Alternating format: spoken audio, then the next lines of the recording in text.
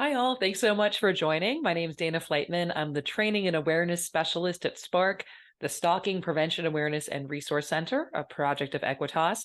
I'm delighted to see so many folks joining and introducing themselves in the chat. I see we have multidisciplinary professionals from all across the country. And of course, that's what we need to address an issue like stalking. So I do this training all across the country on webinars and in person for diverse professionals like yourselves, law enforcement, victim services, campus, etc. And I usually start by asking this question, which I'm going to launch for y'all as a poll. And that's, have you had the chance to attend previous trainings focused specifically on the topic of stalking? So you can let me know if this is your first one, if you've been to maybe one or two, or if you're thinking, oh, I could lead this. I don't know why I'm here. And of course, there's no one expert on all of stalking, right? And so don't hesitate to share your expertise, your insights, your strategies in the chat at any time, because you're the ones on the ground doing the work. Okay, I'm closing the poll in 5, 4, 3, 2, 1. Okay, I'm going to share the results with you. All right, so it looks like about 1 in 5 have said, oh, I've been to stalking training before. That's wonderful. But over a third are saying this is my first stalking training, and over 40% are saying, maybe I've been to 1 or 2. And that's pretty typical. When I do this training and I ask folks in person, for whom is this their first stalking training, it's usually half to more than half of the room, sometimes even like the whole room.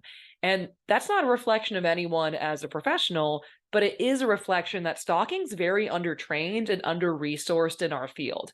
And we want to remember there are 4 major crimes under the Violence Against Women Act. It's domestic violence, sexual assault, dating violence, and stalking. But it's always and stalking. We almost called our website andstalking.org because so often it's, oh yeah, and stalking. We do that too. But the reality is that stalking is criminal, traumatic, and dangerous. It's a prevalent victimization that the victims and survivors or offenders that you're working with are experiencing or perpetrating at similar rates to intimate partner and sexual violence. And yet it's very under-resourced. There's no national stalking hotline. There are few, if any, standalone stalking crisis centers. And it really falls to professionals like you who are often primarily focused on other victimizations, namely domestic or sexual violence, to add stalking on. And I'm not saying that's easy or fair, but I am saying it's really important because these stalking survivors really have nowhere else to go. And so, look, you're the ones doing the work every day. You know how to do what you do, right? My hope is just by the end of this presentation, you can move that and stalking a little more to the beginning of the sentence and see the great work that you're already doing through that lens with some new tools and strategies that can help you. So Spark is funded by the Office on Violence Against Women. We are the technical assistance provider on stalking. Our website is stalkingawareness.org. There we have practitioner guides, and those are broken out by discipline. So we have a section for law enforcement, for victim services, for awareness educators, for campus professionals, for prosecutors, for corrections and probation, and so on. We also have training modules. If you or someone in your agency does any kind of awareness or prevention education around, say, bystander intervention or consent, you want to be talking stalking as well. And so we have scripted programs you can pick up and lead. We have discussion guides on all 4 seasons of the TV show You, as well as standalone programs with slides and scripts and videos so that you can incorporate stalking into your efforts without having to reinvent the wheel. Now, we are not a direct service provider, but we know victims come to us for information. So we have some resources that you can share with victims to help educate them on stalking. For example, we have these brochures that are free. You can order on our website, a print brochure. You can put your local information here, again, in English and Spanish. And so if you have something to hand your survivor of intimate partner violence, sexual violence, let's make sure we have something for our stalking survivors as well. We also have fact sheets, infographics, and just a lot of information on supporting friends in different aspects of stalking.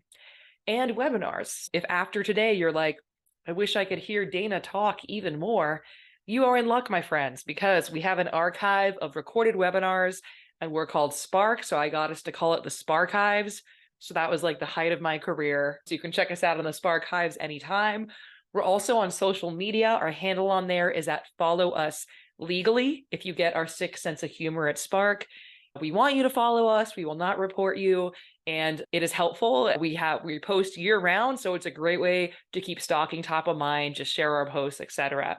So I hope you will connect with us and sign up for our newsletter. As an anti-stalking organization, we will not contact you excessively or without your consent. So you have to actually opt in to our newsletter. And it's not one we're sending all the time. It's one we send around quarterly. So I hope that you will connect with us. All right, so why learn about stalking besides it's one of those 4 VAWA crimes and the webinar was free? Okay, stalking is a really important thing to understand. It is criminal, it is traumatic, and it is dangerous. So stalking is criminal. It's a crime at the federal level in all 50 states, the District of Columbia, and US territories. It's a crime on most tribal lands and in the Uniform Code of Military Justice. For folks working on campus, it also falls under the Clery Act and often Title IX. It might be a misdemeanor or a felony, depending on your jurisdiction and the situation, but it is a crime across the board. A lot of folks don't realize that stalking is actually criminal. So you have victims saying, what should I call the police because somebody's ringing the doorbell or driving by my house? And of course, a lot goes into a victim's decision to engage with law enforcement or not. But a lot of victims don't even realize that's an option because they don't recognize what's going on is a crime that merits that kind of response. And stalking is traumatic. Many stalking victims experience mental health issues that can be short-term to lifelong, particularly anxiety, depression, insomnia, and post-traumatic stress disorder. And if you think about what's a little bit unique to stalking is that sense of what we call anticipatory fear, that feeling of waiting for the other shoe to drop, that kind of dread, that sense of any second this could all fall apart. And we have stalking survivors feel like that in this kind of heightened state looking around the corner, sometimes for years.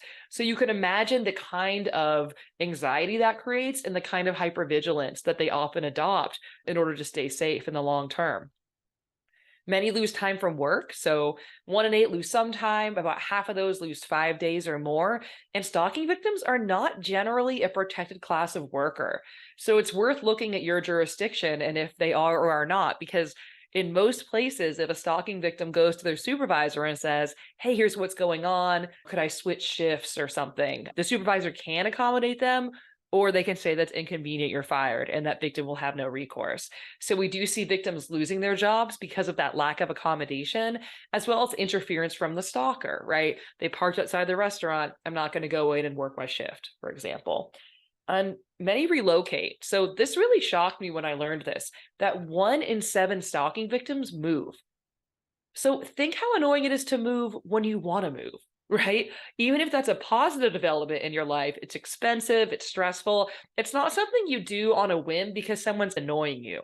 We have 1 in 7 stalking victims relocating to get away from these offenders, which I think helps to illustrate how consuming and traumatic this victimization can be.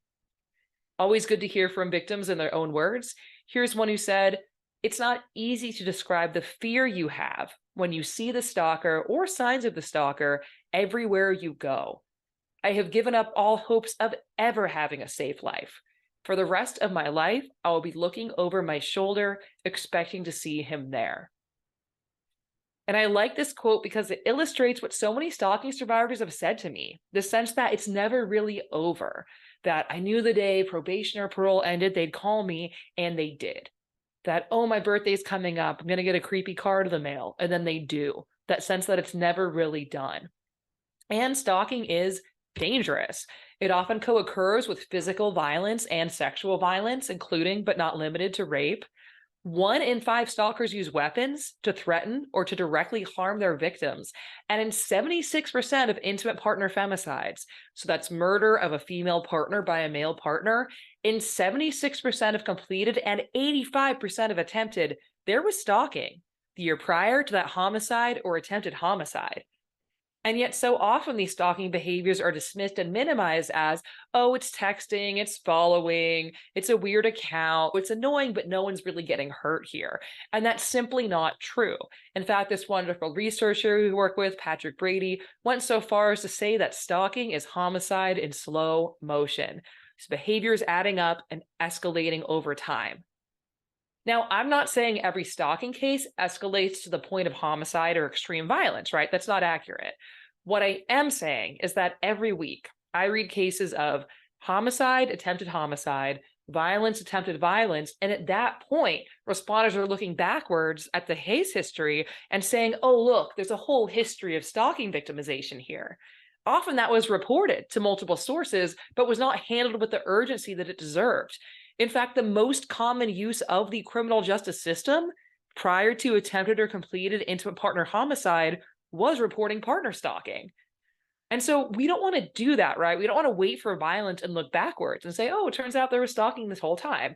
No, we want to identify the stalking while it's happening and intervene then, because this is one of the few crimes where early identification and intervention can help prevent further trauma, violence, and possibly even homicide.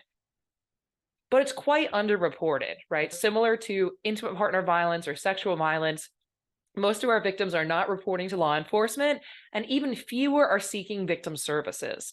Why do you think that is? If you can tell me in the chat, why? Why would a victim not pick up the phone and call the police the moment that they're thinking, I'm getting freaked out here? Why not?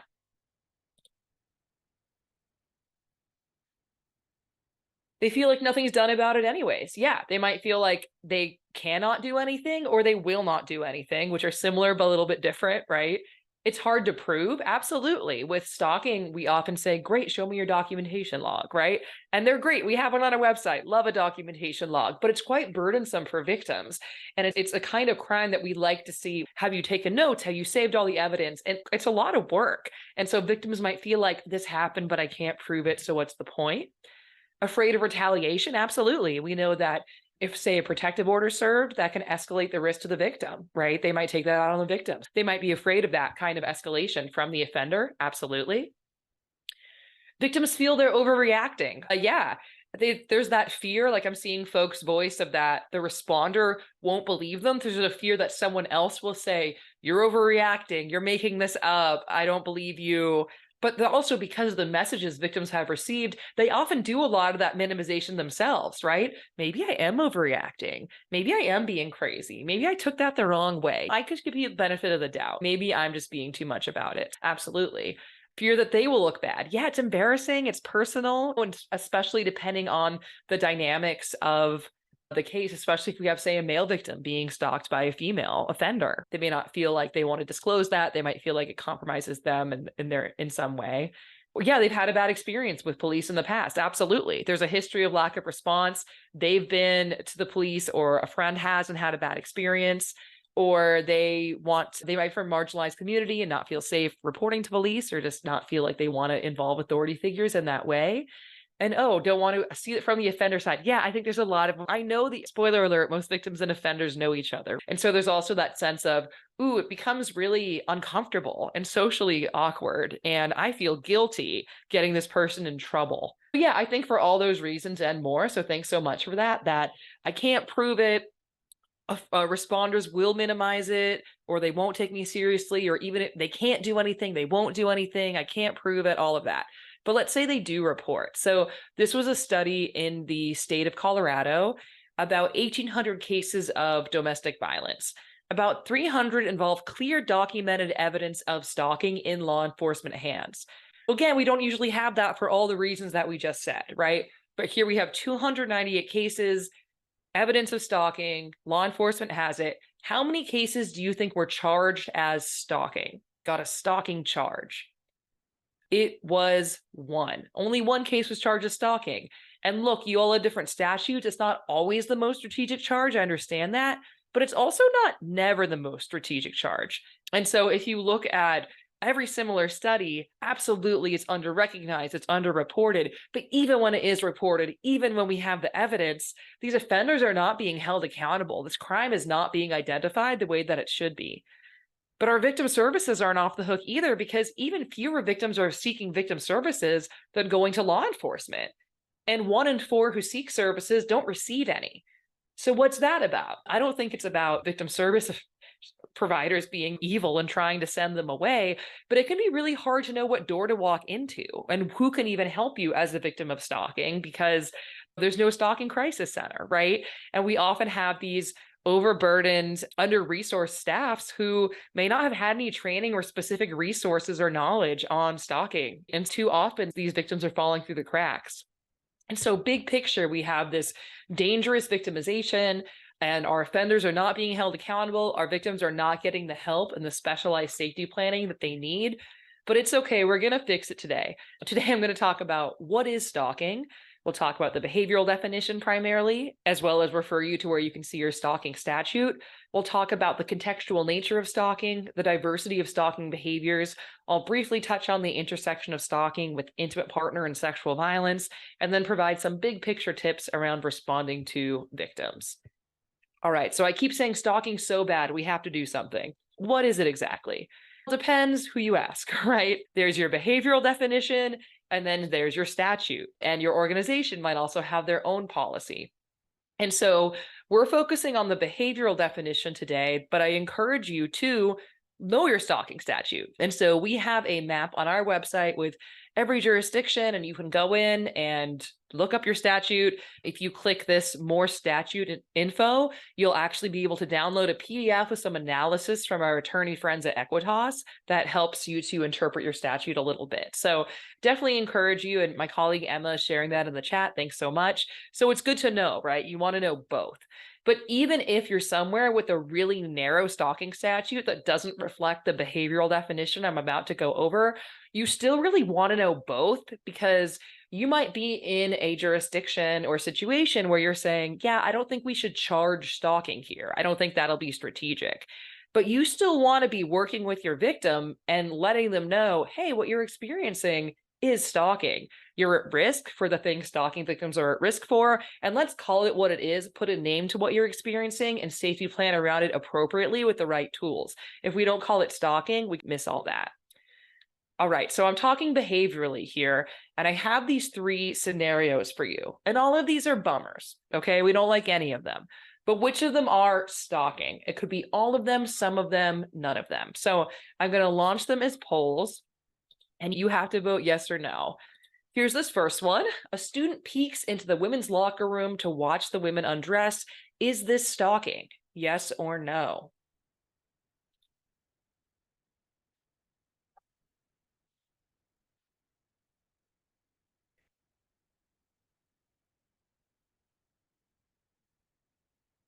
All right, votes are coming in.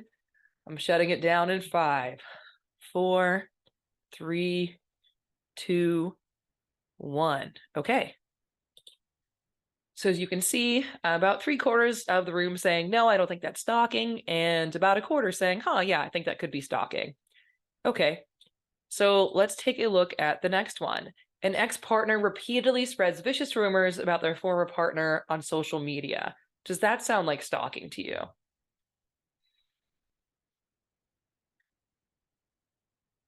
This one's more controversial.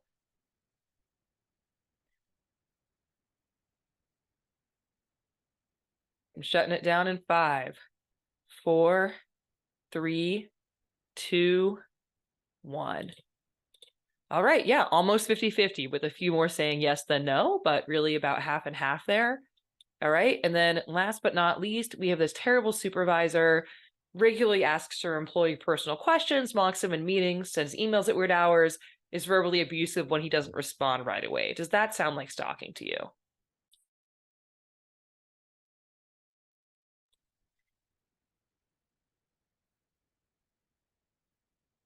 All right, shutting this one down in 5, 4, 3, 2, 1.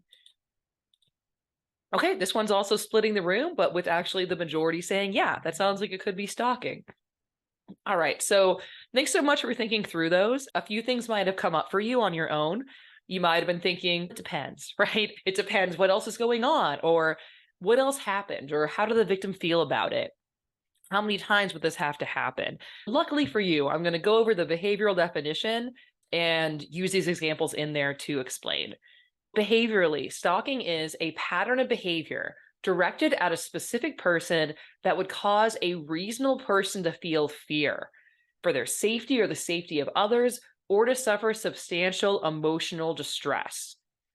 To break that down a little bit more, It is a pattern of behavior. It's not a single incident or one-off event, and that's called a course of conduct in most stalking statutes. So you might hear me use those terms interchangeably today: pattern of behavior, course of conduct. I'm talking about the same thing. It's two or more behaviors that would cause fear.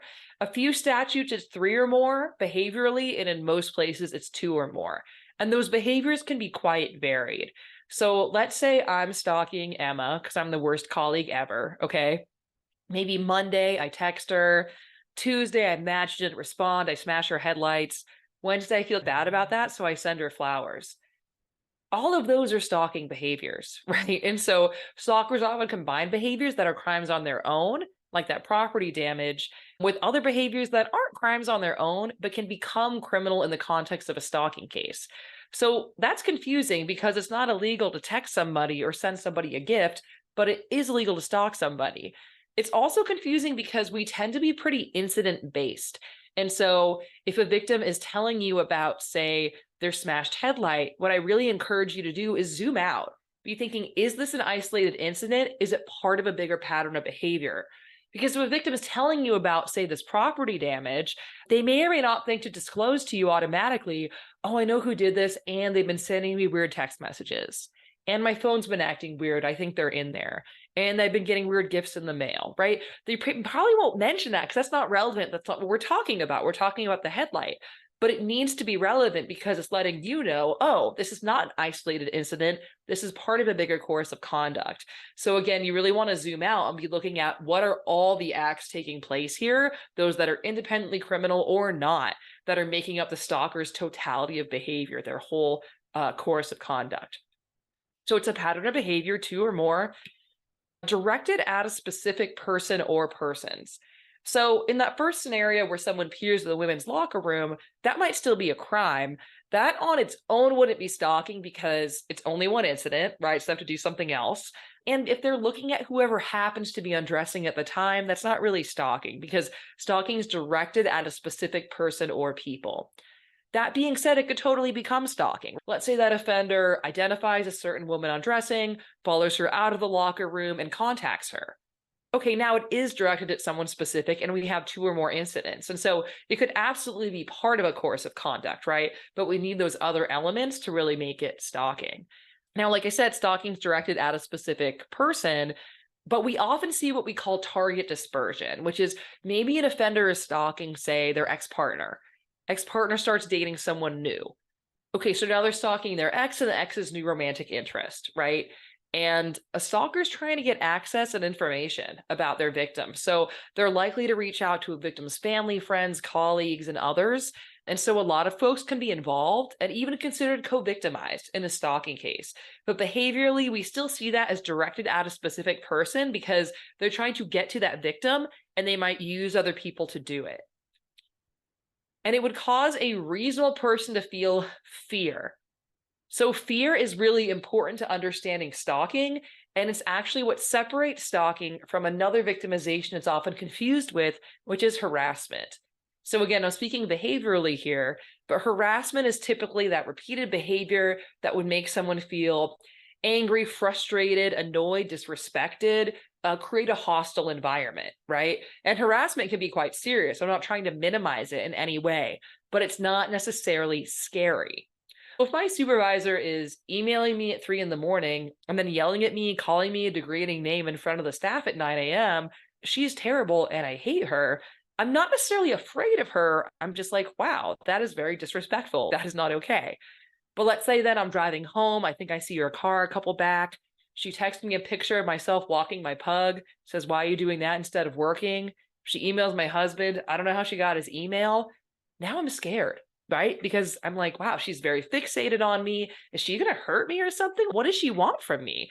And so harassment can be part of a stalking course of conduct or kind of become stalking, but they're a little bit distinct.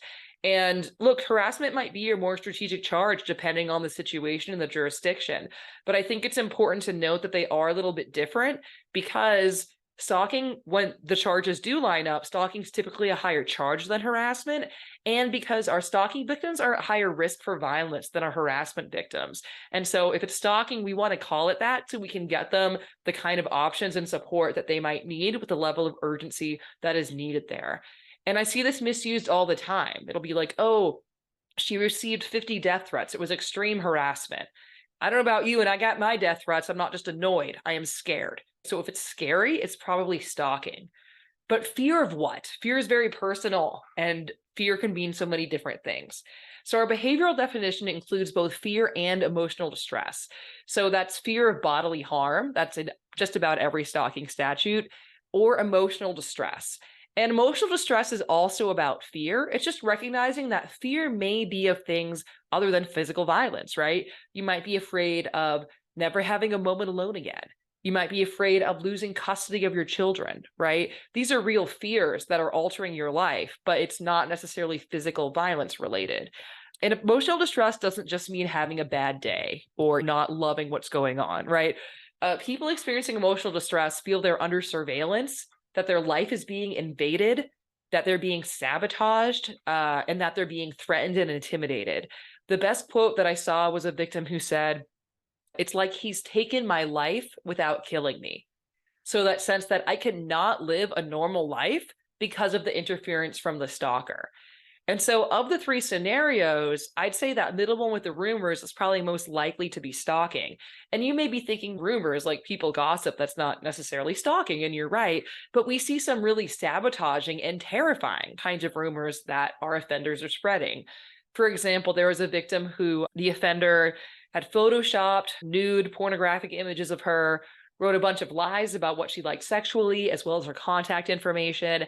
Every time this victim applied for a new job, because he was also monitoring her email and could see when she sent out cover letters and things, would contact the potential employer and all the employees he could find, like her new colleagues, with that information. And basically every time she's trying to get a new job, everyone in that professional space now has these nude images of her and a bunch of sexual rumors. And so that's beyond, oh, people gossip, right? That is really sabotaging her and interfering with her life. And it's scary because she is being so disrespected and degraded. And because now she's being approached with people having these sexual ideas about her that she can't control. And so it puts her really at risk for harm as well. And so that kind of rumor spreading, creating a fake profile of someone, impersonating someone, etc., we often see in our stalking cases. So again, it's really about fear. But that's tough because fear is very personal, right? What's scary to me may not be scary to you, and vice versa. So we're going to watch, this is like a 5-second video, and think about which of these folks you identify with more.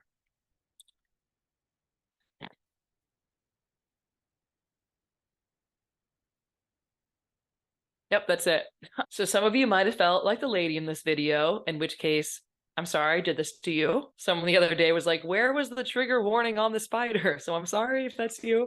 But my guess is my hardened victim advocates, law enforcement, probation, parole, folks on the call, is this face left here on screen might be resonating with you a little bit more. It's a tiny spider. This lady's losing her mind. Can you calm it down, lady? We can understand why he feels that way.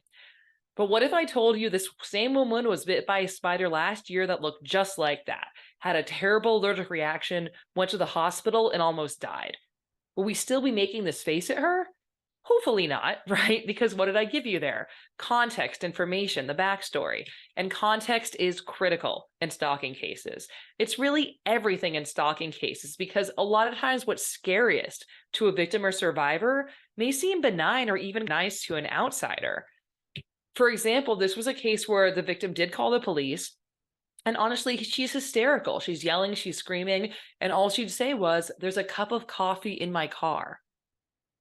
Understandably, the police are not sending out the SWAT team. They're like, "Okay, lady, you prefer tea? What is your problem?" And eventually she calmed down enough and said, "He's here." So it turned out it was a stalking survivor who had relocated to get away from the offender, address confidentiality, new job, really thought she'd covered her tracks. She leaves to go to work that morning. She gets in her car. There's a cup of coffee with his old nickname for her on it. So I can't see you, unfortunately, because it's a webinar, but typically when I tell that story in person, people go, right? Because it's really scary.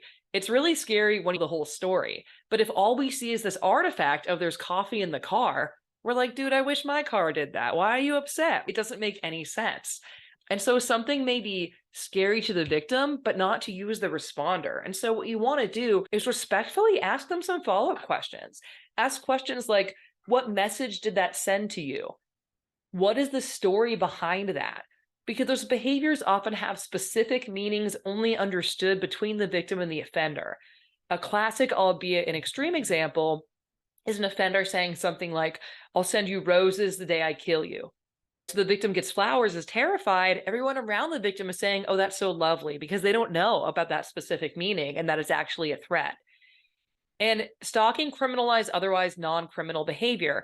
It's context that makes stalking scary, and it's context that makes stalking. There's no one incident that is, oh, now it's stalking, though some maybe more than others, you found a camera or something like that. But for the most part, it's really, how are these incidents adding up and over time and connecting to each other? What's the bigger context? And it's not illegal to send someone flowers, but it is generally illegal to make a credible threat to kill somebody. So when one means the other, we have to do a little bit of digging to show that this offender is scaring the victim and why. And this is often how our stalkers get away with their behavior, because they say something like flowers aren't scary. And that's an absurd statement. The context of it is what's going to determine if it was scary or not. And if a reasonable person who is experiencing that would be afraid, most of us would be afraid of getting a credible death threat. So that is reasonable that that person is afraid. But we have to do a little digging and tell the whole story. The reality is, if a victim's afraid or in distress, even if you're like, I don't really get why, it doesn't seem like that big a deal, they probably know something you don't, right? There's probably something that they're not expressing. And so we're going to watch the next few seconds of this video and see how it plays out. Ooh, sorry.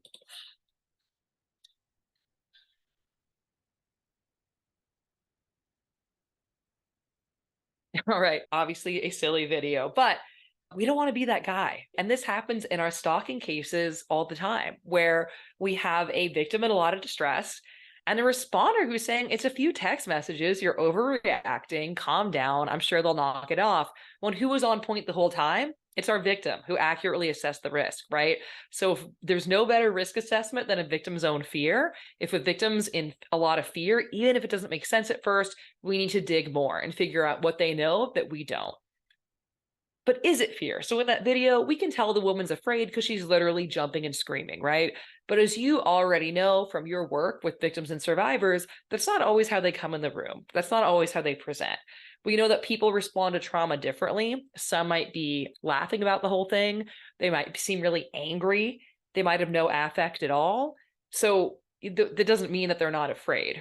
We also know that it's a pretty vulnerable thing to say, I'm feeling scared. Most victims are not going to use the word fear or stalking when they talk to you.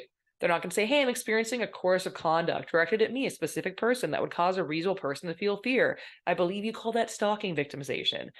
If they do, please call me. I'll be like, our awareness month is so good. It's in January. But they're probably not going to say that. They're going to say something more. My ex-boyfriend is making things awkward. An old friend is making me uncomfortable. My boss is harassing me. A neighbor's being weird. An old relative's doing too much.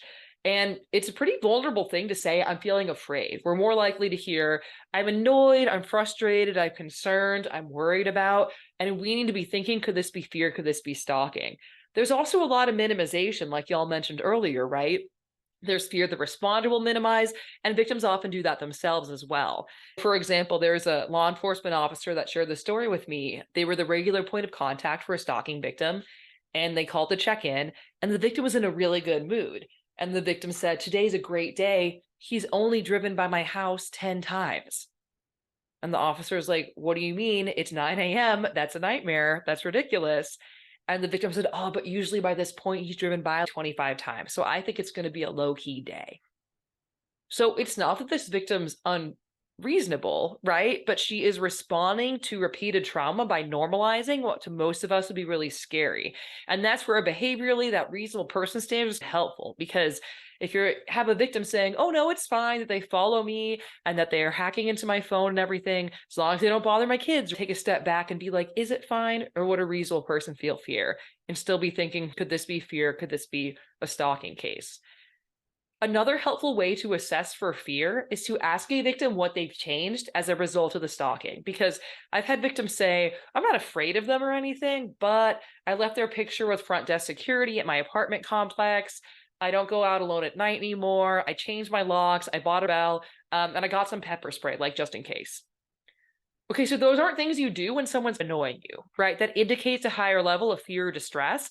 This is really evidence. This is evidence of fear. And so document the evidence of these accommodations. And by the way, I'm not saying victims should or should not make these changes. I'm just saying many do, and it can help you assess how is their life changing because of this offender's behavior, right? Ask about changes to accounts, numbers, and settings. Maybe they changed their phone number. They blocked the offender on Instagram. They used to share their location, but now it's private. Finances spent on safety devices or accommodations. That could be something like I changed the locks or I bought a new security system. Could also be something like, oh, I was driving home. I saw them parked outside my apartment building. So then I stayed at a motel and here's the receipt, right? Security or privacy measures, those could be behavioral as well. I stayed in a friend's basement, right? I didn't go home that night. It could also be things like buying pepper spray and other behavioral changes, like changing your routes to and from school or work. And financial impacts. It's because most of us get why those are distressing. If it's they lost time from work, because they had to go to court. Identity theft and just direct financial interference is often part of a stalking case as well. Damaged property and having to repair that. That also shows the work that is going into dealing with the stalking situation. So all of these can be really helpful, and often witnesses can corroborate it. Like we've had a daycare saying, oh yeah, we never used to hear from this mom. Now she's calling 3 times a week saying, make sure no one else picks up my kid. That's an increased security measure because of fear, right? And it speaks to that. And so there often are ways to assess what is really going on here and how is our victim feeling about it, even if they don't walk in the door saying, I'm feeling afraid this is stalking, right? There's ways to get to that. All right. Any questions on the behavioral definition before I get to prevalence? I see a couple came in, so I'm just going to click on them really quick. Okay, those questions aren't, I'm going to say those till later. Okay, cool. I think someone said most statutes require actual fear. Some statutes require actual fear. And so in those, it can be tough because you have to show that it's reasonable that the victim was afraid and that they were afraid. So that makes it tricky if you have a victim saying, oh no, but I didn't care. You're okay, we have to show that you really felt afraid. But the reasonable person standard, yeah, that's in our behavioral definition too. But it shouldn't be anyways that hard. Because again, the question isn't, are flowers scary? It's, would a reasonable person experiencing the same thing be afraid? And so usually when our victims are afraid, they have really good reasons, but it does require a little bit more explanation. We do see direct threats as well, but so often our offenders hide those threats under these other tactics, and that's how they get away with it. All right, so stalking, prevalence, and behavior. Stalking is an extremely prevalent victimization. In the United States, nearly 1 in 3 women and 1 in 6 men experience stalking in their lifetimes. So if you're familiar for the data around intimate partner or sexual violence, it's quite similar. It depends what study you look at, but often it's 1 in 4 women, 1 in 5 women. So stalking is right up there in terms of prevalence, and yet very few resources, no stalking hotline, etc. But our victims really are experiencing this at very high rates. And we know that people of all genders experience stalking, absolutely. This is the best available national data. That's why I'm presenting it to you in this binary way. We do have some smaller studies from campuses, and they show that our gender nonconforming folks have higher rates on average than our men or women. People of all genders experience stalking, absolutely. Women are more likely than men to experience it, and the vast majority of victims report that the offender is male. That's regardless of the victim's sexual orientation.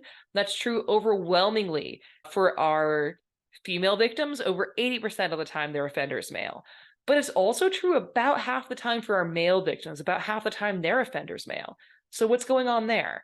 Some of it might be an extension of power and control from a same-sex relationship. And some of it's that target dispersion I mentioned earlier.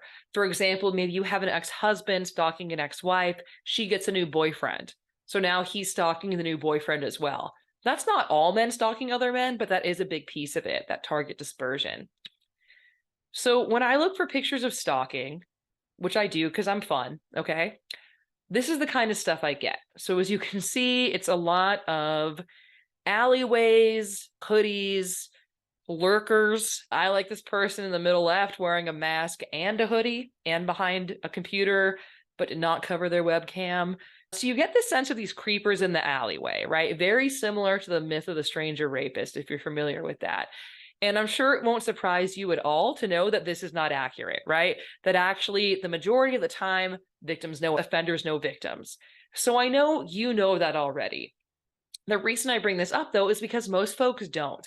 When I'm talking about stalking outside of our field, because I'm fun at parties and stuff, okay, people are shocked by this because when most people think about stalking, this is the image that comes to mind. They're thinking about a random stranger who becomes obsessed with them, or they might be thinking about a fan stalking a celebrity, because that's a lot of the stalking news that we see, or like a secret admirer writing them a ransom style note. And all those things can happen and do happen, but they're by far the minority of cases.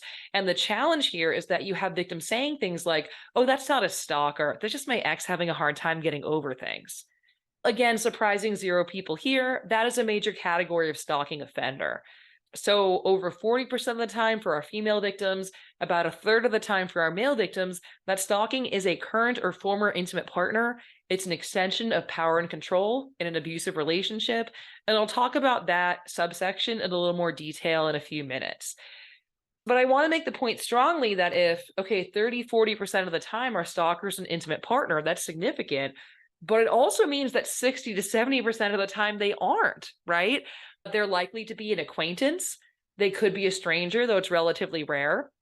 A brief encounter. Oh, I think they work at that coffee shop, or they're a friend of a friend. I think I saw them at that party. So I recognize them, but I don't really know them. It could be a family member or a person of authority. That could be a supervisor, academic advisor, law enforcement officer, someone with some kind of power over that victim. So I encourage you to think about, in your response to victims as well as with your partners, are you serving all victims of stalking, intimate partner and non?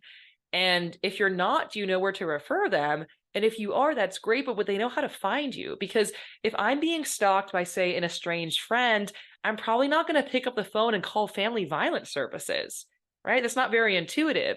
And yet that's where the folks are like you often are housed, who can actually help me and help me figure out my resources and my options. And we often find that shelters don't have a clear policy on, for example, if someone experiencing non-intimate partner stalking can come into shelter. And so we have a checklist of fun questions like that, so you can be the most popular person at your next staff meeting. We have them for domestic and sexual violence organizations, for law enforcement, and for campus professionals. And of course, every organization is different. Some of these might apply to you, some of them might not. But a lot of these, frankly, are pretty low-hanging fruit, things that can go a long way to consider. Is the word stalking on your website? Is it part of your mission statement if part of your mission is indeed to serve victims and survivors of stalking? Are your staff trained on recognizing and responding to stalking? Do you participate in Stalking Awareness Month to the same degree that you might in Domestic Violence Awareness Month, for instance? And some of these, again, are easy. Some of them are harder and more structural, but I hope that you will take the time to consider them and see what are some different tactics that you can incorporate to better reach and, of course, ultimately better serve your stalking victims and survivors, intimate partner and non-intimate partner. Stalking behaviors. I do not mean this as a compliment to offenders, but stalkers are extremely creative criminals. People always tell me their most bizarre, disturbing cases are stalking cases because definitionally, it is about going out of your way just to scare somebody. I read a case where an offender drove 300 miles to carve his ex's name in trees near her new home. That's a stalking case. I've seen a lot of dead animals in the mail cases lately. Those are stalking cases. These, why? Could you do anything else with your time? those are stalking cases. And so because stalkers, unfortunately, are creative in coming up with these different behaviors, we have to be creative and broad-minded in identifying those behaviors and seeing when they're part of a stalking course of conduct. One common stalker tactic is to engage in this kind of crazy making behavior. And for example, a common stalker behavior is to break into a victim's vehicle or residence and not take or break anything, but just leave some sign that they've been there. So maybe they leave a can of soda, that's the brand the victim knows they like to drink. Or they move a lamp they one time argued about where it should go. Or they say, turn the TV on a channel that they and the offender used to, or I'm sorry, they and the victim used to watch together. And so the victim gets, let's say, home. They know that offender's been there, but they're like, what am I going to do? Call the police and someone say someone turned the TV on or someone moved a lamp? I'm going to sound crazy. And offenders know that's exactly why they engage in this behavior. In fact, that exact thing, an offender breaking into a vehicle or home and just leaving a sign they had done so, 1 in 5 stalking victims reported that. And so if a victim ever says to you, I know it sounds crazy, but that's a red flag. That might be a stalking case. I'm not saying don't investigate it, but I'm saying let's investigate it, because offenders really do engage in these kind of outlandish and complex behaviors just to get to their victims. So if your victim's saying, I'm hearing voices, it's pretty easy to drop in on an Alexa or Google Home at this point, or to plant some kind of Nest camera, which has remote microphone access, right? And so again, I'm not saying don't investigate it, but offenders, yes, they really are doing these difficult things that can sometimes sound unrealistic to make the victims feel crazy, to discourage their reporting, and to discourage responders from taking it seriously. So there are so many stalking behaviors. We certainly don't have time to talk about them all today, but they largely fall under these 4 categories. This is a framework by this great researcher, T.K. Logan, that I think is helpful just to expand our thinking on stalking. And these behaviors overlap and intersect, and that's fine, these categories, but it just helps us think a little bit more broadly. So when a lot of folks think about stalking, they think about surveillance. So you get the imagery of the binoculars or the camera, and that is a big part of a lot of stalking cases. But anything scary, that's not the first thing that happened, could be a stalking case. And so that's really a wide variety of tactics. Could also be life invasion. Life invasion is how is the offender showing up in the victim's life where the victim doesn't want them to be there. The victim's just trying to get through their day, and there's the stalker, reminders of the stalker, trying to get to them, trying to get to them, trying to get to them. Intimidation, either explicitly or implicitly. How are they threatening this victim? What is the victim afraid of happening? And interference through sabotage or attack. That could be anything that is changing the victim's life. And so just a few examples of these, and of course, feel free to share in the chat any that you've seen. With surveillance, it could be, I saw someone wrote air tags. Yeah, absolutely. It could be using technology to plant a device, access GPS that's already there, or plant something new on the person, watch what they do on social media. It could also be those in-person tactics, though. And I want to emphasize that while most stalkers use technology, most are also stalking in person. So good old-fashioned driving by the home, staring through the window, or asking friends and family where they are. And that's known as proxy stalking, is the fancy term for that. So that's really engaging third parties in stalking behavior. Now, sometimes those third parties have no idea they're helping a stalker. It's doing something like saying, hey, they're my favorite bartender. When's their shift so I can come make sure that I'm here? I bring my friends back when they're working. Or, oh, did they get that internship in the city this summer? And those third parties, those mutual friends just tell that person and don't realize. And there are there are third parties who absolutely know they're helping a stalker. That's why we see stalkers continue to stalk even when they're incarcerated, because they send third parties and say, hey, check up on this person for me, send this message, give this gift, etc. We do see all these different kinds of surveillance, getting that information about the victim. Life invasion, that's showing up in the victim's life. So we see that most common through unwanted contact. And of course, through technology, there's just so many more ways to contact us. So typically it's across platforms, it's across applications. They're on WhatsApp, they're calling, they're texting, they're leaving voicemails. You log into your work email, they're in your work email too, just this constant get to you every time your phone rings or buzzes. It's, there they are again. Could also be showing up in person, right? So they're at school, they're at your home, they're at your workplace, they're at the playground, just they're constantly there. And we see that quite a bit where suddenly they're showing up places they never did before. So you have victims saying, since when do you go to our kid's soccer game? Since when do you go to this grocery store 2 hours from your own home? But they're showing up waiting for the victim or expecting the victim to be there. Property invasion, I mentioned, could also be harassing friends and family, right? Or conversely, making friends with friends and family. And so many victims say, hey, when it was just me, it was fine. But now that they're calling my mom, my new partner, my friend, and either threatening them or trying to like get into that social group, that's really not okay. It's just this constant, here I am. Could also be sending gifts or leaving items for the victim. Intimidation, we see those threats, and those could be implicit or explicit. Sometimes we do see those explicit threats, right? That I will harm you, I'll do this to you. But it could also be symbolic violence, like a gesture or a crushed can. Or we had a case where an offender kept breaking into the victim's home and cutting her underwear with a knife. So that kind of symbolic sexual violence. Could be forced confrontations. They're in the hallway, so I don't want to leave my dorm room because I'll have to deal with this person. Threats to harm oneself, that's really scary for our victims, or threats to the victim about harming others, family, friends, pets, etc. So those kind of different ways to intimidate our victim, again, implicitly or explicitly. And interference through sabotage or attack. That could look like financial or work sabotage. So maybe they're showing up at the workplace and spreading rumors, or that could be as easy as, oh, guess who gave me terrible customer service today? Or it could be hacking into an account and interfering with things. Keeping them from leaving, so restraining somebody, locking them in a room. We've seen road rage incidents that are really stalking, that are putting that person in danger, right? They're following them, they're running them off the road, harming the victim or those close to the victim. Of course, that interferes with their bodily safety. And property damage, very tangible interference, right? I need to go to work, they slash my tires, I can't go to work now. That kind of interference in the day. And absolutely, these overlap and intersect, right? And so if you think about it, let's say if I'm stalking you and I hack your email, it's surveillance because I'm reading your private information. So I'm getting information about you. It's invasive because, ew, I'm in your personal stuff. That feels really invasive. And you're probably going to get a notification saying, hey, was this you? And you're like, no, it wasn't. It was Dana. Ugh. It's a reminder of all my nonsense, right? It's intimidating because now you know that I can access you, maybe use that password for other things too, so nothing's safe. And maybe you've been emailing like victim service providers about the situation. Now I know everything you told them.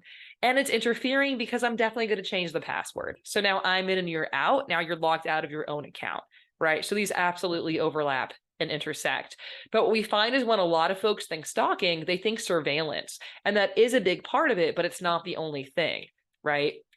And so I encourage you, if you're trying to screen for stalking victimization, rather than just asking, is it stalking, ask about all of these behaviors because you're likely to get more information. If you ask a victim, are you experiencing stalking? They're likely to be like, no, it's not stalking. Come on now. But if you ask them, has there been surveillance, right? Have they tracked, followed, or monitored you in any way? Has there been life invasion? Have they invaded your life or privacy with unwanted contact? And give some examples of what that might look like. You're likely to get more information. I don't know if they've invaded my life, but unwanted contact, oh yeah, they contact me all the time. They're texting me right now. Look, right? You're likely to get more concrete information. If they say yes to any of these, were they afraid or concerned for the safety or safety of others? Did they make life changes? Those accommodations I talked about because of the stalker's behavior. And were they worried about financial or social impact? That speaks a little more to emotional distress, right? So there is a longer risk assessment for stalking. That's great. But if you don't have time for all that, even just asking these few questions can go a long way. Speaking of that longer assessment, it's great. We don't have time to look at it today, but it is free and you can look at it online and go through it on your own. You also have a recorded webinar, our risk assessment one, that goes through this with a sample case. But it is the Stalking and Harassment Assessment and Risk Profile, or SHARP. And I do want to just really quickly show you what this gives us. So it takes about 10 or 15 minutes to complete. And then it just asks a bunch of questions. Has this happened? Has that happened? How are we feeling about this? Are we worried about X, Y, or Z? And then it creates a narrative report and risk profile. So it's short, it chunks out the information. So it's going to let you know, hey, here's the duration, intensity, and frequency. Here's how long it's been going on, how intense it is, how frequently this offender shows up. Here are the kind of threats that have been made. Here's the victim's level of fear, some context about the situation. And then it gives you this risk profile, which is this part we zoomed in on here. So you can see in the sample case, it says you have 13 out of the 14 risk factors, and then it tells you what they are. This is a really helpful tool in, first of all, gathering the full scope of the course of conduct. So making sure that you're asking all the right questions and getting all of that information that can be easy to miss. And it's really helpful because in this narrative profile, it really creates a format to help tell the story. It's a narrative that you can share with the victim's privacy and confidentiality in mind, of course, with other partners. It's more thorough than most police reports on stalking, can help with that collaboration, as well as to help structure a victim's thoughts when petitioning for a protective order, for example. So I really highly recommend it. It also creates some safety planning suggestions. Doesn't replace your individualized planning with the victim advocate, but can be a good place to start. So really highly recommend that as well. Again, in addition to these basic questions, it's a longer version of that. We have other resources on our website as well to help identify stalking for different fields, including checklists. So sorry, this isn't a great image of that. To ask the big question and then some of the most common stalking behaviors, and they can go through and say, hey, has this happened? Has that happened? It's not comprehensive, but it can be a really great way to get, say, your responding officer on the scene to be asking about these behaviors, and then you can follow up for more information later.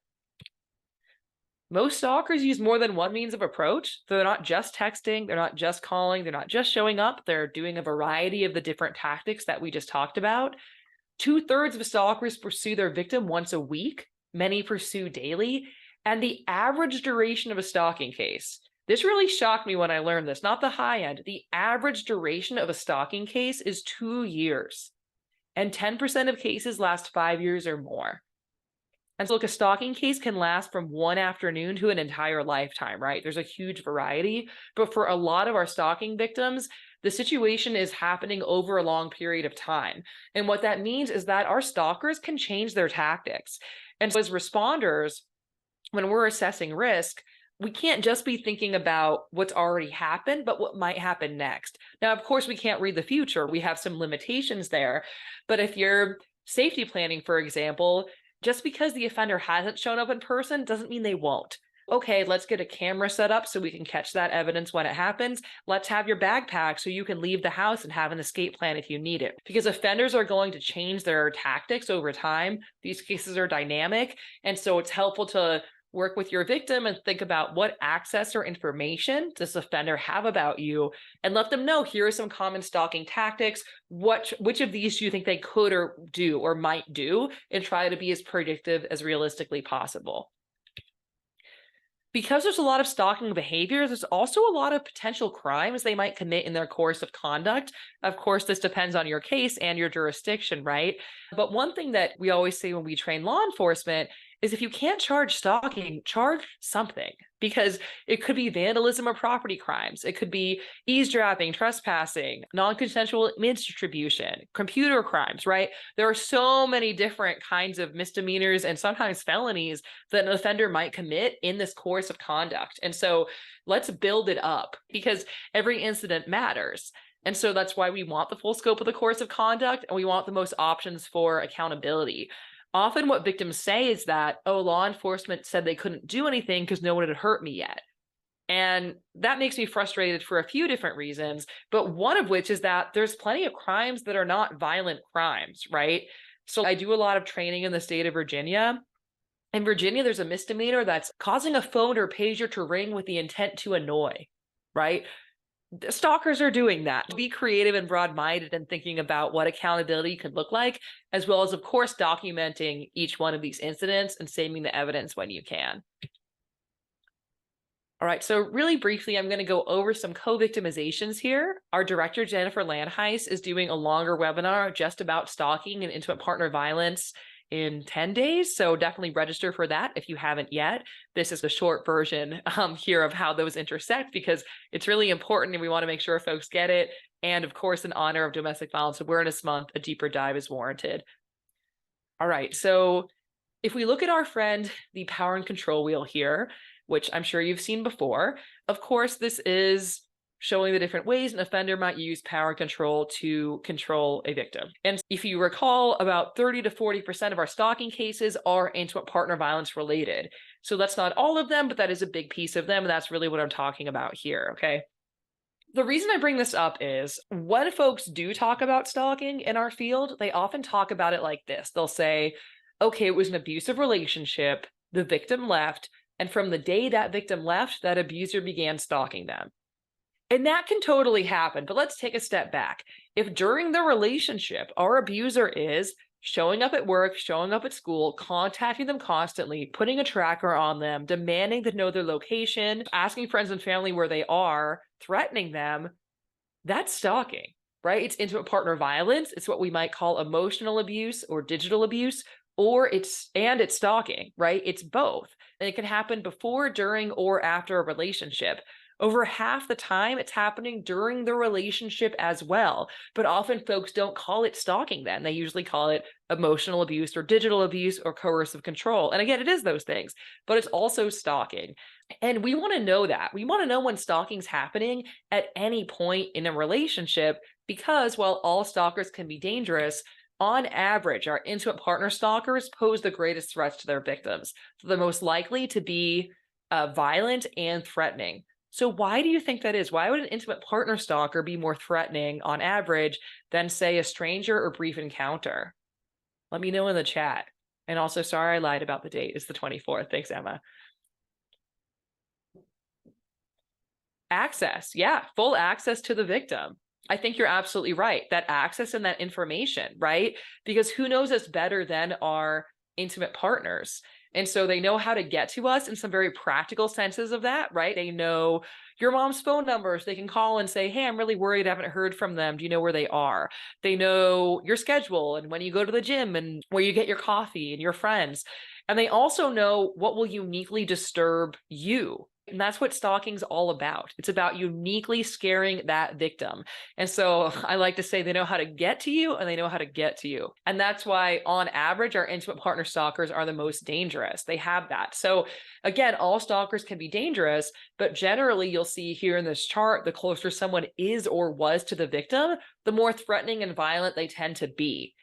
Now, that being said, I wouldn't get too hung up on these categories. And here's what I mean by that. No one uses the word intimate partner besides us, right? No one's, oh, come home for the weekend. You got to meet my new intimate partner. That's not a thing. And there's a lot of relationships, not uniquely, but maybe especially with our college students and young adults, where, okay, we met on a dating website, but didn't hit it off romantically. Or we're mostly friends, but we hooked up a couple times. Is that an acquaintance or an intimate partner? Honestly, I don't think it matters. I think what matters is what access or information does this offender have about this victim and how committed do they seem to be to continuing this course of conduct. So we want to be assessing each case individually and really being thoughtful about that. What is the access? What is the information? And recognizing that all stalkers can be violent, but that generally the closer someone is or was, the more dangerous they are likely to be.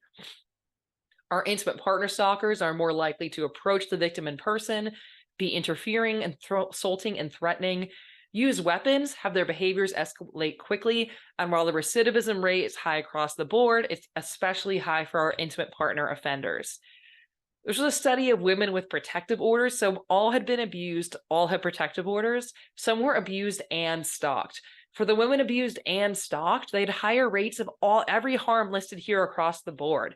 Everything from verbal abuse to physical violence, sexual violence, threats, including threats with a weapon, attack with a weapon, and injury. And like I said right at the top today, the homicide connection. In the vast majority of intimate partner femicides, there's stalking in the year prior to the attack. Here's a more recent study reinforcing this. It's one of the top 10 risk factors for intimate partner homicide. It's a threefold increase in that risk.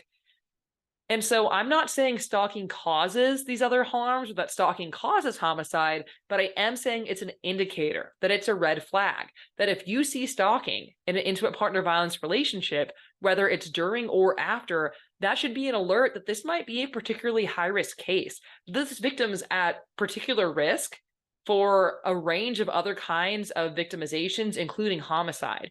If we just call it emotional abuse, we miss that, right? We miss that indicator. Stalking can also intersect with sexual violence a few different ways. The stalker might be planning to sexually assault a victim, so they're engaging in surveillance tactics to essentially research victims. When are they alone? When are they vulnerable? When can I access them? They might threaten to be sexually violent towards the victim. That could be part of their intimidating course of conduct, the kinds of threats that they're making.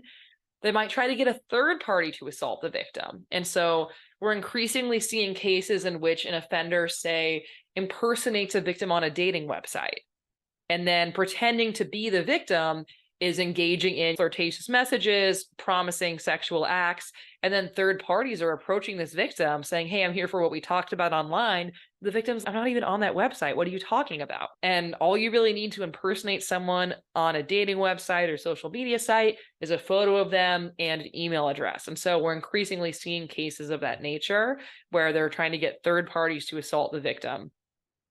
Of course, the stalker could actually assault the victim at any point in the course of conduct, or sometimes the stalking begins after sexual violence. It could be to intimidate them. Who are they telling? Or to text them, hey, you better not tell anybody. Or if you say anything, I'll share these photos or what have you. And or to reinforce the trauma of the assault. We had a case where an offender assaulted a victim sexually assaulted them using an object, then kept mailing the victim that object. So it was that stalking after sexual violence. Stalking can look really scary on its face, having a fake profile saying that a rape ad or something like that, which we've seen quite a bit.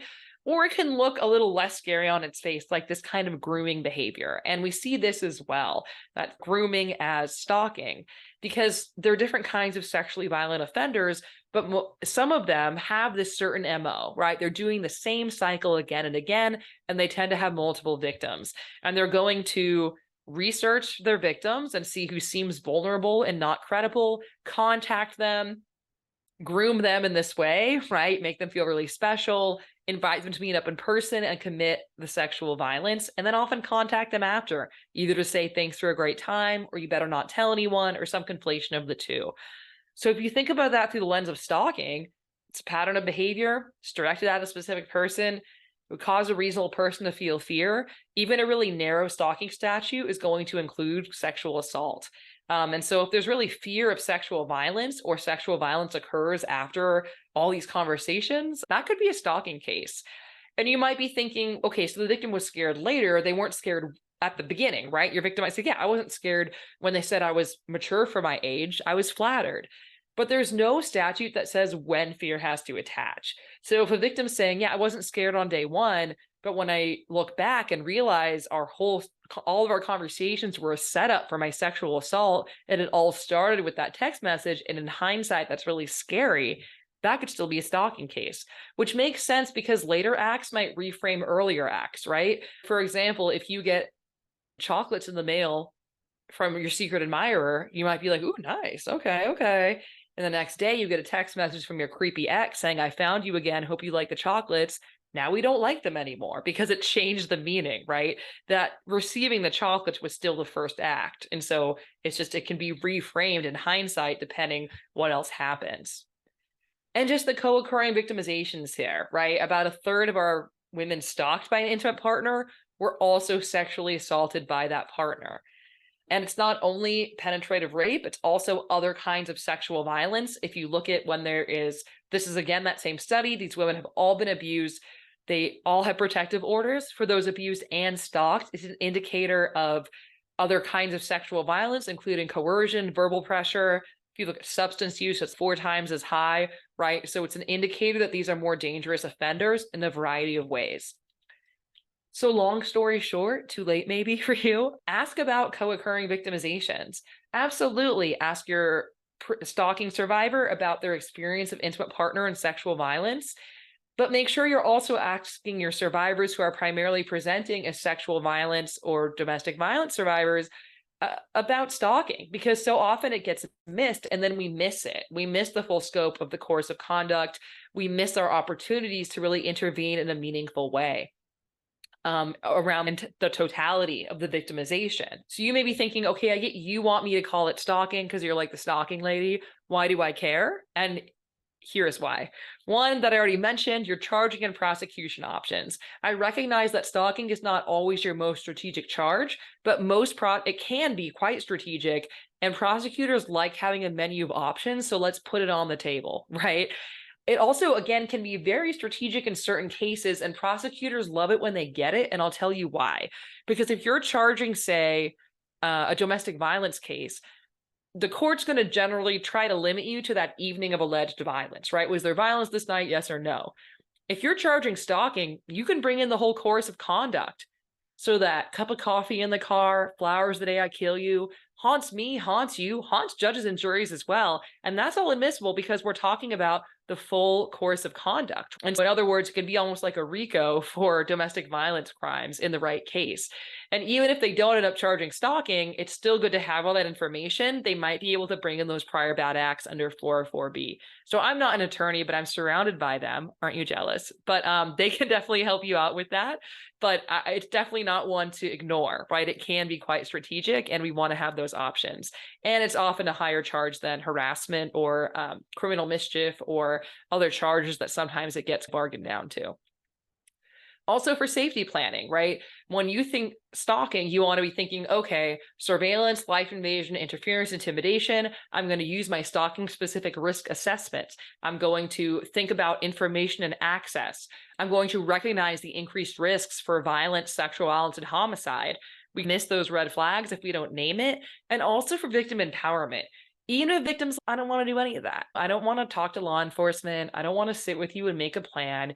Even just to be able to articulate, instead of my ex is being creepy, to be able to say, I'm being stalked. That's a real thing.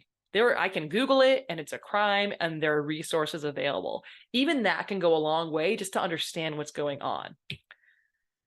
Of course, I hear the word stalking all the time used incorrectly. So you might have heard or said something like this: I'm totally stalking you on Insta. I saw your photos, right? And yes, you can use social media to stalk, but based on the context here, it doesn't seem like that's what's happening, right? And I'm certainly not saying that the casual use of the word stalking is causing stalking, but I do think it dilutes the seriousness of the term, because we have people calling it stalking when it's not, and then not calling it stalking when it is.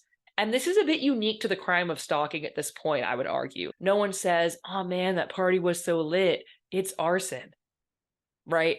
If you tell your friend there was arson at my apartment, they're going to be like, dude, there was arson? Are you okay? You got to call the police. There was freaking arson. But if you tell your friend, I think it might be stalking, they're likely to get this response of, okay, but was it stalking or was it stalking? And we know most victims are talking to friends and family first. So how they react has a huge impact on if they continue to seek services. And so we want to be taking stalking seriously and thinking about all the messages and miseducation we receive about it. Stalking is also normalized in our media quite a bit. It's often shown as romantic, where it's usually our male protagonist who will stop at nothing to get the girl, right? And usually it works. But it's also shown as funny in a lot of our sitcoms and cartoons. It's really a common trope that, oh, there they are again, right? If you think about SpongeBob, will not leave Squidward alone, right? And it's played for laughs. We're like, oh, that's just a silly character or whatever. But it's not shown as harmful. It's just shown as funny and clueless. Or sometimes it's shown as heroic. You have your superhero, your Spider-Man has to watch over the city so that he can swoop in and save Mary Jane if she gets in trouble. What do our offenders say? They say, oh, I trust you. I don't trust the world around you. That's why I have to keep an eye on you all the time so I can protect you. It fits right into that surveillance as love kind of narrative. Or sometimes it's shown as edgy. It's, ooh, it's sexy, it's edgy, they went there. And I'm like, no, who else is going there? 1 in 3 women and 1 in 6 men. Now, of these, I like to see stalking in a horror movie, right? It's Halloween time. I'm like, absolutely, put it in a horror movie. That makes sense because stalking's scary.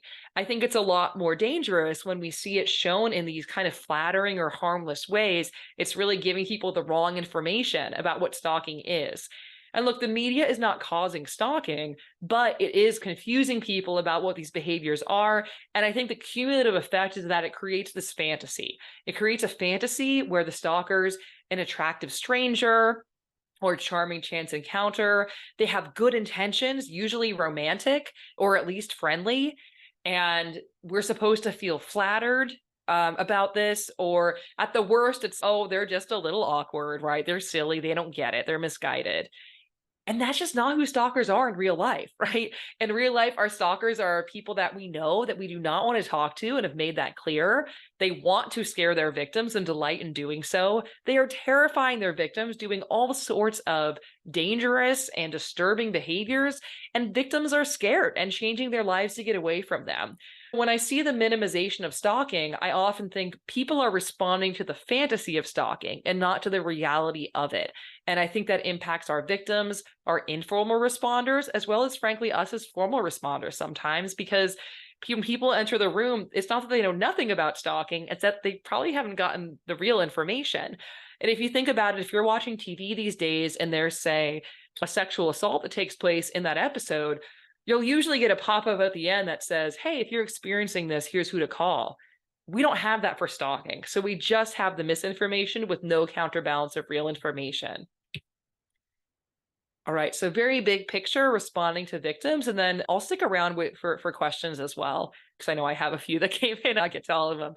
All right, so responding to victims. Hopefully I have convinced you of this. When a victim is talking about a single incident, zoom out. Is this an isolated incident? Is it part of a bigger pattern of behavior? And recognize victims cope different ways. Some of these might be more or less intuitive to you, right? But all of these are valid human ways to respond to stalking. You have some victims where their instinct is to move against the stalker. So those are your victims who are likely to say, oh, you're stalking me, you're going to prison. Great, I'm going to call the police. You're going down. You are not getting away with it, right? They're going to take action against that stalker. You have others move inward. I don't want to cause a problem. I'm embarrassed. I don't want to get anyone else at risk. So they become very isolated and really don't talk about what's going on. You have some move away. That's why so many victims literally relocate. But moving away also includes anything that creates distance, changing routes to and from work, changing your phone number, blocking the person, just trying to create distance, seizing contact, right? You have others do the opposite, move towards the offender to try to appease them. So say, oh, they want to talk every day, I'll call them once a week. And some might move outward. So they move to folks like you who can help. And that's great. But by the time they've done that, they've probably already tried some of these other things. So you want to ask victims what they've already done to deal with the stalking so that you can meet them where they are and also assess what's working, what's not working. And speaking of what's not working, there's a piece of move away advice that we often hear given to victims, which is seize contact, change your phone number, block them. And that is helpful from a criminal justice perspective because it draws that line in the sand, right? Hey, stop it. You've been blocked, etc. If they continue, it shows their intent as an offender. But let's play it out for a second. So if I'm stalking you, let's say I love to call you. That's my favorite. I'm always calling. Eventually, you're like, I am so over Dana stalking me. I'm going to move away from her and that I'm going to block her phone number, right? Like I can't. So eventually I, the stalker, call and I get this number is no longer in service. Am I going to be like, oh man, I guess I'll stop stalking and become a productive member of society this day? Like, no, I'm already stalking you. I know where you work. I know where you live. I know your friends, right? So I'm going to find another way to get to you. And I might actually escalate my behavior because the fact that I couldn't reach you through email, now I'm going to show up in person. And we see that again and again, that sometimes those attempts to distance actually put the victim at greater risk. Similarly, we often tell victims seize contact with the offender, right? And that is generally good advice because offenders see any contact as reinforcement. So if an offender calls 100 times and the victim picks up and says, I hate you, tomorrow they're calling 101 times, right? Because that was a win. But that kind of disengagement is not always possible or realistic, right? For example, we had a case where a victim, it came out in trial, the victim had called the offender at 2 a.m. They talked for hours. Of course, the defense is saying, how scared can she be? If she's so scared, why is she calling him? She said, yeah, I heard him get off. I knew he got off work at the bar at 2 a.m. I could hear him get in his car, drive home and fall asleep. I knew he wouldn't come over, break my windows, wake my kids up again. Sometimes it's that keep your enemies closer and take the temperature of the situation. And if you completely block the offender, maybe they can't see you. You can't see them either. And a victim put it to me like this. They're like, if you're being hunted by someone, don't you want to know where they are? If you completely block them, you're not going to get that text saying I'm coming over or see on Facebook that, oh, good, they moved away or they started dating someone else. And so it's both. You do want to recommend no contact with a stalker because of the reinforcement that I just mentioned, and realize that may not always be possible, right? It might just not be possible or in the best interest of their safety. And so have an open dialogue with your victim about that. It's not like they did something bad, right? Let safety plan around it. If there are going to be consequences, like they'll lose a no contact or protective order, make sure they know that.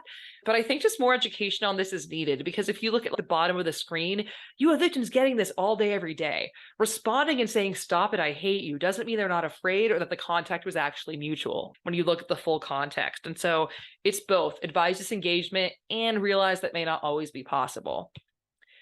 People often ask me if protective orders work.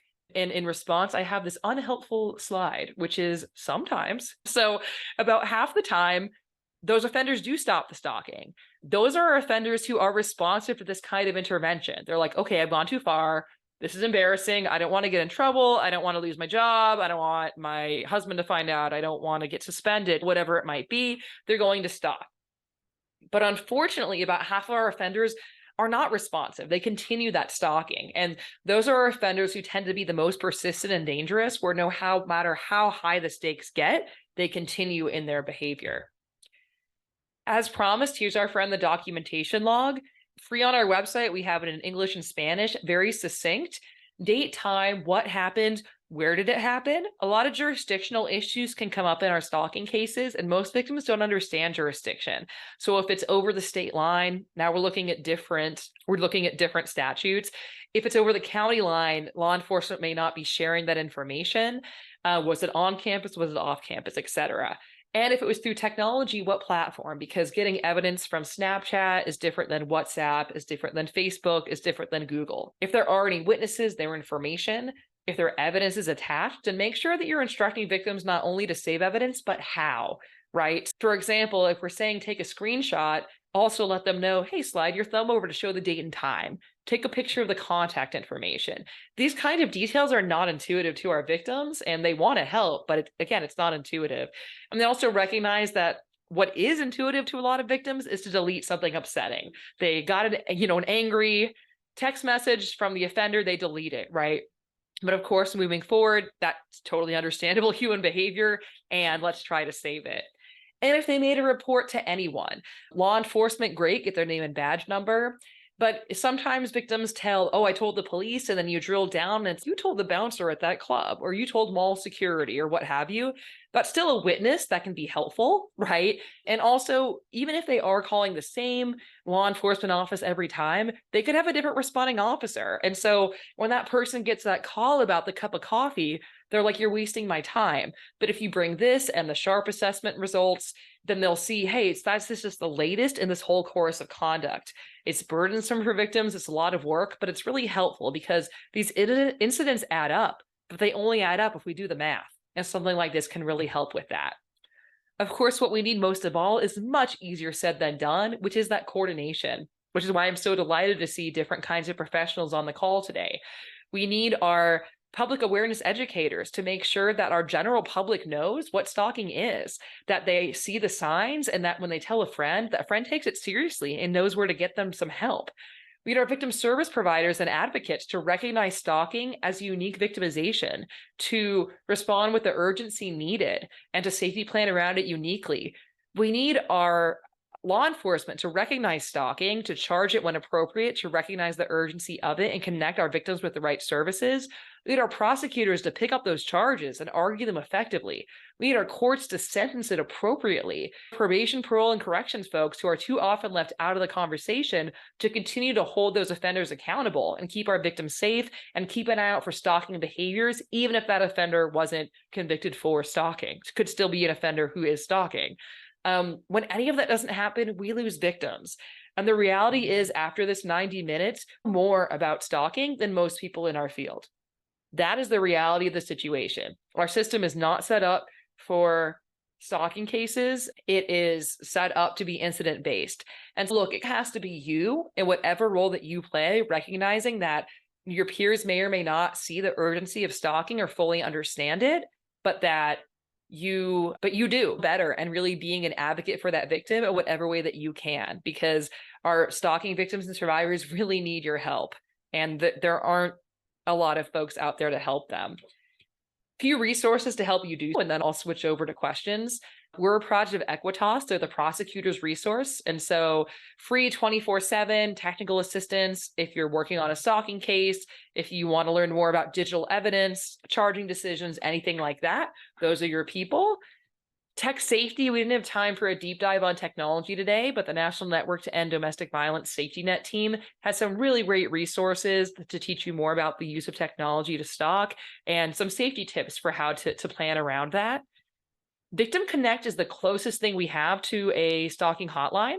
So if you're ever sharing the Lorraine hotline, the DV hotline, make sure you also share Victim Connect. They're run out of the National Center for Victims of Crime. Stalking Awareness Month, like I mentioned, is in January. And so this year is actually the 20th, or next year, technically, 2024, will be the 20th annual National Stalking Awareness Month. And so we're hoping to make even more noise than usual. And we have a few different ways of doing that. We really have everything you need on our website, newsletter blurbs you can copy and paste. We have social media campaigns that you can just pick and choose which ones you want to share, signature lines, Zoom backgrounds, whatever you can think of. You want it, we've got it, proclamations, letter to the editor. And this year, we're also launching January 18th as a day of action for stalking awareness. So similar to how folks will say wear orange for Teen Dating Violence Awareness Month or something like that, we'd like to do that for stalking as well.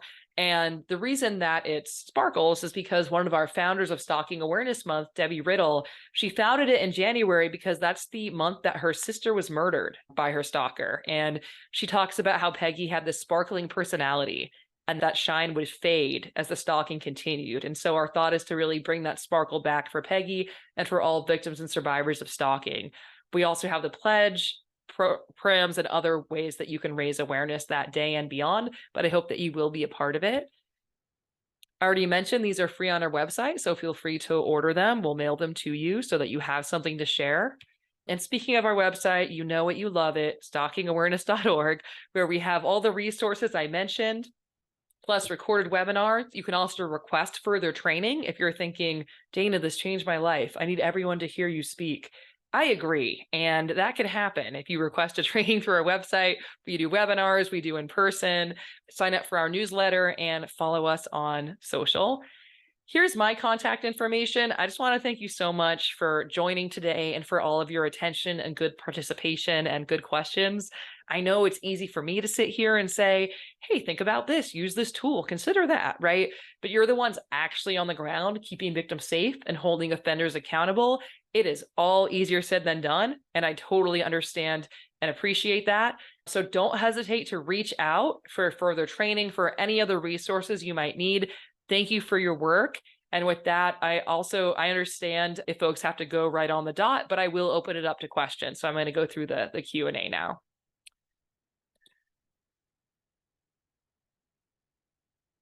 Someone's saying, do we have any statistics on how many people relocate more than once to get away from those offenders? I hear many victims say they're moving more than once. That's a great question. I don't know if there's any study. Like, you're absolutely right. Anecdotally, I've heard victims say, I moved and they found me, so then I moved and they found me, which of course is so terrible. But I don't know if there is any data specific to how many times they relocated. If you shoot me an email, I can definitely follow up and see if I missed it somewhere, but nothing's coming to mind off the top of my head. So sorry about that. Let's see.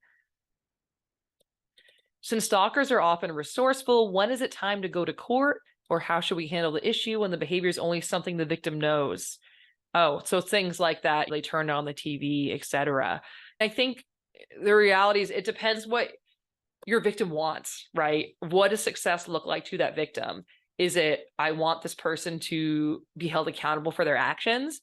Is it, I simply want, not simply, because it's easier said than done, but I want the actions to stop? Because for a lot of our victims, it's the latter. And then it's, what do you think would make them stop? Will they be responsive to that kind of criminal justice intervention, or will that only escalate their behavior, or will it have no effect at all? And so usually victims know best how their offender is likely to respond. So there's no moment when it is now time to go to court. I would say if they're saying, hey, the victim's saying, I can't, it's hard to prove, but they're doing all these different things. There are ways to prove that. Maybe they want to get like a Nest camera or a game camera outside and show the offender coming to the home. And now they do have it on camera. And so if it's something where they're coming to the home or vehicle, there might be ways actually to get that recording and to show what's happening. And now we do have the evidence. And again, that would cause a reasonable person fear. And in that example would also be trespassing or perhaps breaking and entering. And so now we do have crimes actually to look at there. So there's no one, this is the moment we have to take it to court. But I do think thinking broadly about how can we collect the evidence, and also what does what does the victim want to happen? Sometimes a knock it off call from law enforcement can be really effective as well. Depends on the case and what the victim thinks, but that, hey, you're making the victim afraid, stop your behavior, or else they will seek legal action. Because now it's, again, drawing that line in the sand and letting offenders know they've gone too far. And so some of our offenders are responsive to that, and then they stop before they have to take any further legal action. So I hope that helps. I know that there's not like a super straightforward answer. Do you need to be certified on the SHARP assessment to be an expert for the courts to show the presence of stalking? I'm not sure I quite understand your question. I think that you can present the SHARP assessment in a court. You don't need to be certified in SHARP or anything. In terms of how will that be received? I can't tell you. We've had some judges and juries, et cetera, that are very responsive to the SHARP assessment, who are like, wow, that's very helpful. That looks like you're at risk. And it'll certainly help you tell the story. And we've had some say, I've never heard of this assessment. Who cares? And so I can't tell you how effective it will or won't be in your jurisdiction. It's pretty much always going to be effective in helping for your victim understand the totality of circumstances and see what's going on. But in terms of, but yeah, there's no like certification for it. It's really easy to use. It's something victims can even do themselves on the website. So there's no certification you need to use it or to present it. So I hope that helps. There's a correlation between stalking and catfishing. In recent months, I worked with IPV survivors who are catfished by their abuser online. Yeah, I'd say catfishing, when the abuser is doing the catfishing, that's a type of stalking, right? So for those who don't know, catfishing is impersonating like a third party. So maybe we broke up, but then I go on the dating website and I put on my pictures, some like blonde lady, and I start chatting you up. And then, psych, it was me all along. Yeah, that's continuing contact after someone doesn't want contact. And so I would say, yes, absolutely. That's part of a stalker's course of conduct. I would consider that one of those behaviors in there. And you're right, we do see it quite a bit. Impersonating, I think I mentioned impersonating the victim, but they can impersonate a third party as well to get access to that victim. Yeah, absolutely. Let's see. Someone asked if SHARP maps onto legislation in England or Wales. That I don't know, but what I'm hearing is you need to fly me to England and Wales to find out. So I hear you and I am willing to go. I think that within the states, though, every state has a different statute. So it's not going to say you should charge this, yes or no. It's going to say, here's the story of what's happened, and here is the risk level that is being perceived by this risk assessment. So I think that honestly helps regardless of what your statute or jurisdiction is. But yeah, I recommend going through it and seeing. But yeah, it's not going to tell you like what to charge or anything. It can be done also just completely outside the context of the criminal justice system. It can be done just by victim service providers or campus providers or victims who just want a little more clarity. Yeah, I encourage you to look at it, but I don't think it lines up with legislation anywhere particularly. That's not really its goal. Let's see. Someone asks, is it stalking when an ex has stalked before, but it's been a couple years? Victim starts getting messages from the ex's children and family or friends insisting on information.